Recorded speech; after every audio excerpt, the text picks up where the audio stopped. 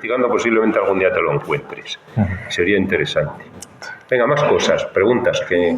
Lo que has dicho de los arrieros comerciantes, o sea, que aprovechaban esa ventaja, ¿no?, del transporte para comercializar personalmente, no solamente...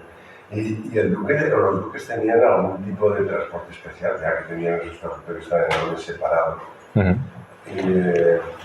Para llevar su correspondencia y sus cuentas, toda esa documentación.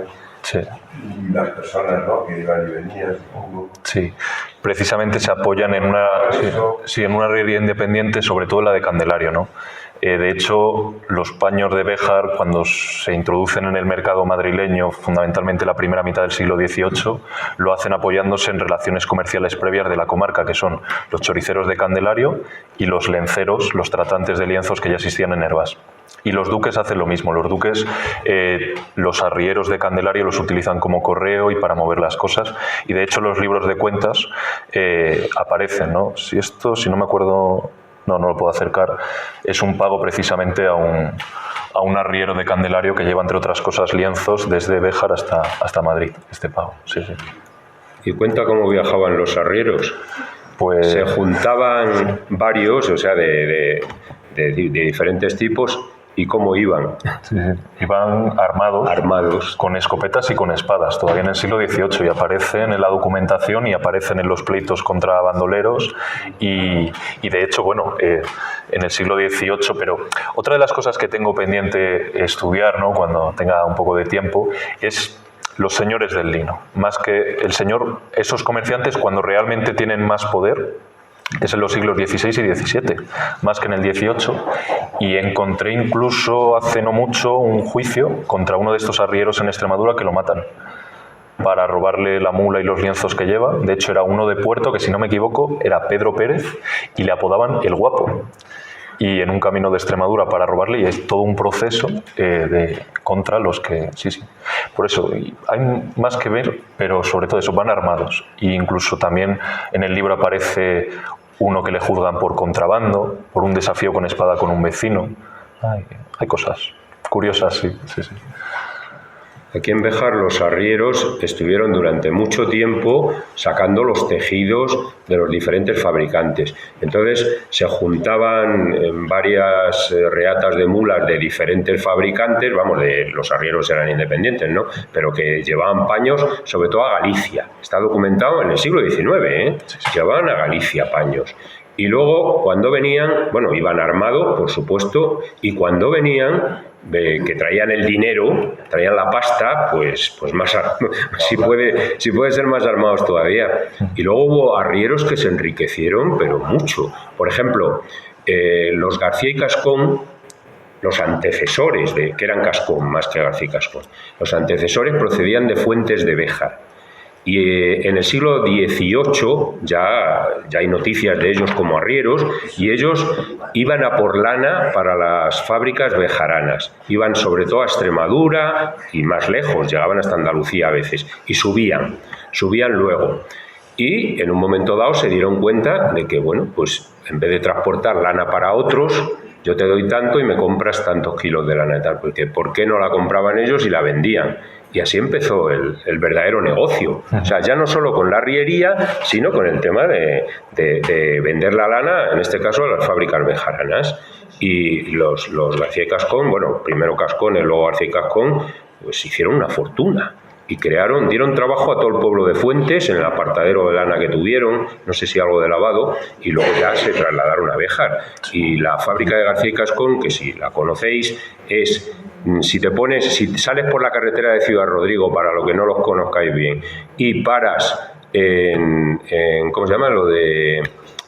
el Ventorro de Pelayo, y miras hacia abajo, o si haces la ruta de las fábricas y llegas abajo, unas naves que hay inmensas, ahí trabajaron más de 1000 personas, una fábrica inmensa, y estoy hablando ya del siglo XX, y estoy hablando de los años 50, 60 y tal, o sea que no hace tantísimo, ¿no? Y todo empezó con arrieros, es lo que digo, los hubo muy avispados. Sí. Hombre, al final es una de las claves, ¿no?, de acumulación de capital para luego invertir en industrias. Por ejemplo, Puerto, aparte de los Arguindé y los Gregorio, la gran fábrica que hay en las bodeguillas, nacen también de la arriería. Son realmente hijos del lino, ¿no? Son esos arrieros que vienen del lino y luego precisamente con el tráfico de paños, porque Béjar primero dirige sus paños a Madrid con los arrieros choriceros de Candelario y luego dirige sus paños, sobre todo a Galicia, con los arrieros lenceros de Puerto, que también es uno de los motivos por los que decae esta industria del lino, ¿no? Porque esos arrieros lenceros dejan de invertir dinero en la producción de lienzos y lo invierten en el comercio de paños. Está. Sí.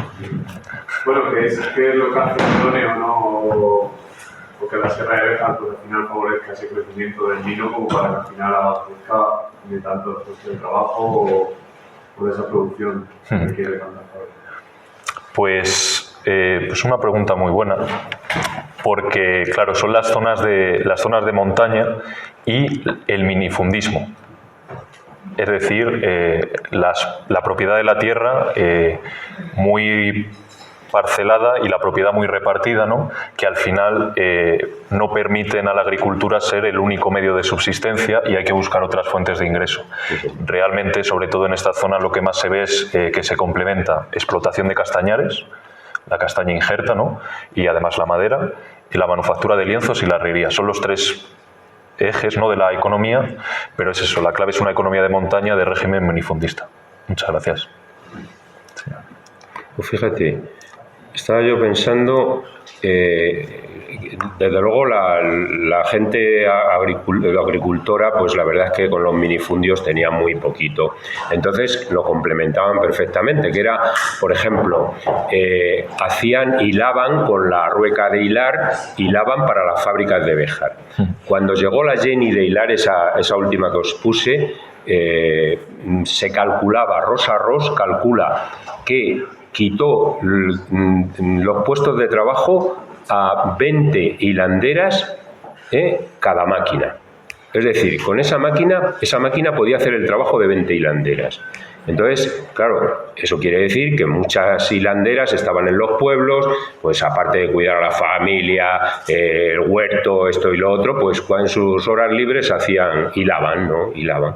Y luego hay otra cosa que se me ha ocurrido, en el tema de las alianzas familiares. Es que incluso en Puerto, los Arguindei, pues al final acabaron con los Gregorio, un Arguindei con una Gregorio o al revés, no me acuerdo muy bien, siendo un pueblo pequeño. O sea, es que al final tenía que pasar. Y los Gregorio aquí acabaron con los Olleros. Alguna Gregorio se casó con un Ollero. O sea, esa política de alianzas familiares que aquí en Béjar está un poco estudiada y es muy interesante también, incluso en Puerto se da. Hay un historiador, Ramón Sánchez, que a lo mejor le conoces, que nos dio una conferencia también muy buena, que ha investigado un poco también las fábricas de curtidos y tal. Y luego está la tonelería también. O sea, es que Puerto tuvo muchas cosas, Sí. Y luego de la toponimia, en Sorihuela, ahí enseguida, hay fincas, pero un montón de fincas que las llaman linares. Que a mí me sorprendió cuando un día me dijeron, vamos hasta el linar de no sé dónde. Digo, o sea, que es por todas partes. Yo por no hablar de linares de Río Frío, ¿no? Claro, sí. Venga, más preguntas, que está muy interesante el debate.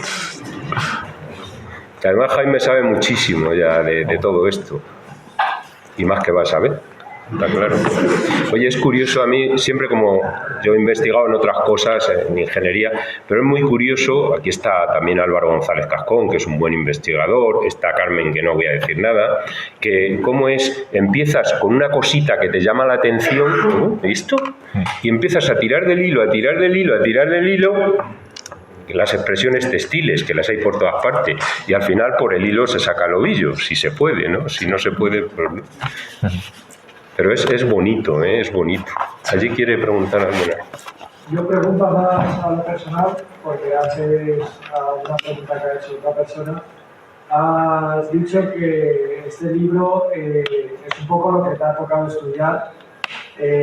Supongo que es el vino, lo que te ha tocado estudiar, pero la gente que yo creo que aquí hay mucha, que te conocemos hace mucho tiempo, sabemos que tanto las fábricas, sobre todo del pueblo, del puesto de Béjar, te han llamado mucho siempre la atención y siempre has sentido esa curiosidad por conocer esa historia, que si, a pesar de que te ha tocado el vino y ha sido la rama, siempre has ido buscando el estudiar algo de esto, o como dices, realmente es algo que te ha tocado y pues ha sido la casualidad. Muchas gracias. Pues también es una pregunta muy buena. La respondería diciendo que esto es solo el principio. Se puede.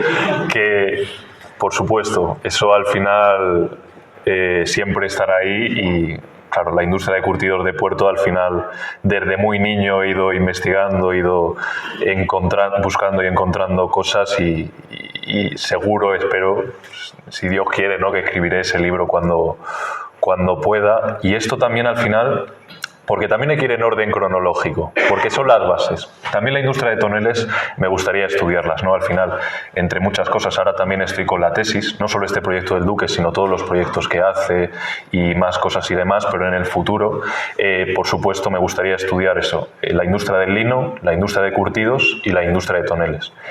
Y es que, de hecho, aquí en el lino he encontrado muchas de las claves, ¿no?, para luego la industria de curtidos. Podría decir aquí alguna, ¿no?, porque, bueno, al final son estas dinámicas también, ¿no?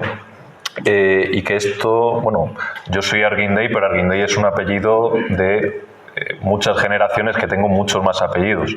Soy García, soy Paraíso, soy Sánchez, soy Cano, soy Martín, soy Gregorio y también aquí me encuentro, cuando he tirado el árbol genealógico, a esos arrieros, a esos tejedores, a esos tratantes, a esas hilanderas también, ¿no?, y demás. Y es que son las bases. Es que realmente la industria de curtidos, el origen, tiene mucho que ver también con estos arrieros que van a subir a Galicia, porque el primer Arguindey no viene directamente a puerto. Está 9 años en Galicia y hace relaciones con estos arrieros.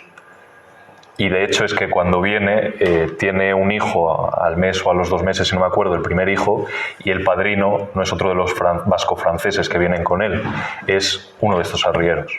Viene con unas relaciones previas establecidas.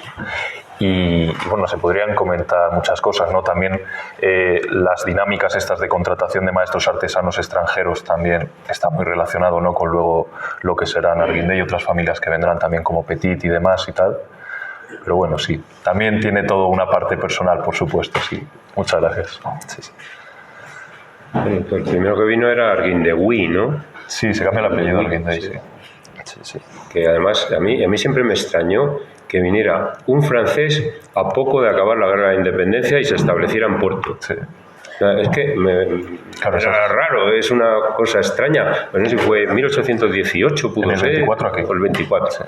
Sí, él venía de Galicia, de una familia que procedía de Francia. Sí. Y tal. Sí. Pues ya. ¿Alguna cosa más? Pues solo yo creo. Lo que decís antes del Museo del Lino, he visto Peñaparda. En Peñaparda, exactamente, era lo que no me salía. Sí, yo es que no me tengo aquí. Peñaparda, sí señor. Ese está muy bien, ese museo, Peñaparda.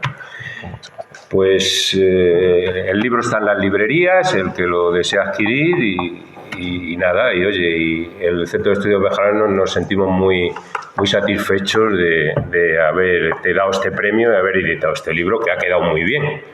Porque luego las ilustraciones que encontraron pues, son fabulosas, vamos. Bueno, pues muchísimas gracias a todos.